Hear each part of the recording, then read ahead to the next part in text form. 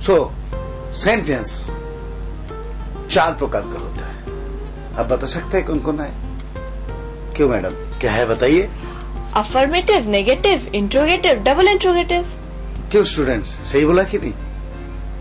नहीं, ये नहीं है। जबकि अक्सर लोग यही जानता है कि सेंटेंस 4 प्रकार का होता है, assertive, affirmative, negative, interrogative and double interrogative. जबकि ये नहीं है। एक्चुअली 4 प्रकार का किस टाइप का होता है? एक होता है असर्टिव सेंटेंसेस।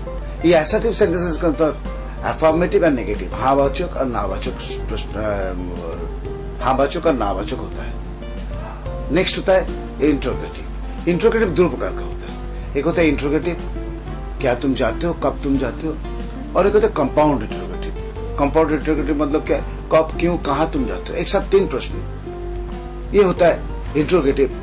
नेक्स्ट होता है इंपेरेटिव। इंपेरेटिव भी 2 प्रकार का होता है। एक होता है ऑप्टेटिव, एक होता है ऑपरेटिव। ऑप्टेटिव सेंटेंस जो होता है वो होता है, एक तो तुम खुद करो, ये करने दो, मतलब first person, second person, third person. First person में आई होता है, तो आई के लिए जब बोलेंगे लेट मी डू, मुझे करने दो, लेट मी स्पीक, मुझे बोलने दो, लेट मी ट्राई, मुझे ट्राई करने दो, लाइक दैट वे। जब यू सेकंड पर्सन के लिए होता है तो go there, come here, sit down, जिस तरीके से हम लोग हमेशा बोलता है, आइए, बैठिए, खाइए, देखिए, तो come here, sit down, open the door, like that way. और थर्ड पर्सन के लिए क्या होता है? Let him do this work, let Ram go to market. मतलब ये हमेशा ऑब्जेक्टिव प्रोनाउन लगता है। प्रोनाउन तो जानता है ना, नाम का बदले में लगता है, तो एक सब्जेक्टिव प्रोनाउन जो सब्जेक्ट के बदले में लगता है, और एक ऑब्जेक्ट के बदले में जो लगता है उसको ऑब्जेक्टिव प्रोनाउन कहा जाता है। तो लेट के बाद हमेशा ऑब्जेक्टिव प्रोनाउन लगता है। Let me, let him, let her, let them, let it, let them, right? इस तरीके से होता है।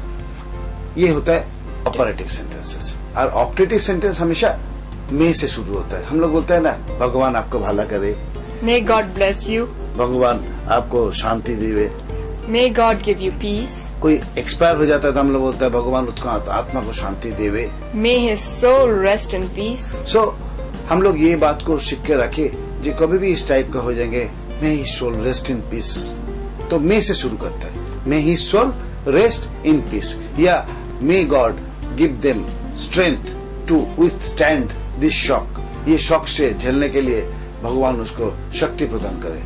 तो may you get first rank, भगवान करे कि तुम्हें फर्स्ट रैंक ही मिले। May you get well soon, तुम जल्दी से ठीक हो जाओ। एक तो ऑपरेटिव में भी बोला जा सकता है, एक ऑप्टेटिव में बोला जा सकता है। ऑपरेटिव में गेट वेल सून, और may you get well soon optative में।